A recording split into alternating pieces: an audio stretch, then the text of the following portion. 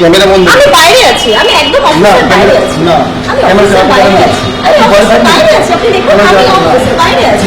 আমি ওনার জন্য অপেক্ষা করছি। ঠিক আছে, আমরা দাঁড়িয়ে আছি, আমরা অপেক্ষা করছি। উনি আসবেন এবং উনি জানাবেন অ্যাকচুয়ালি আধার কার্ডটা নিয়ে নিচ্ছেন। না, উনি তো সামনে আসেননি, উনি আমাকে জানাননি অ্যাকচুয়ালি কি হয়েছে। স্যার আমরা ওয়েট করছি স্যার, আমরা ওয়েট করবো স্যার আপনার জন্য।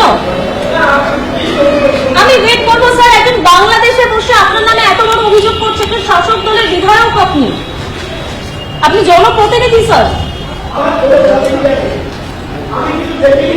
স্যার একজন বাংলাদেশে বসে একজন বলছে বিধায়কের সাহায্যে আমি আধার কার্ড পেয়েছি, ভোটার লিস্টে নাম উঠেছে, এত বড় একটা অভিযোগ।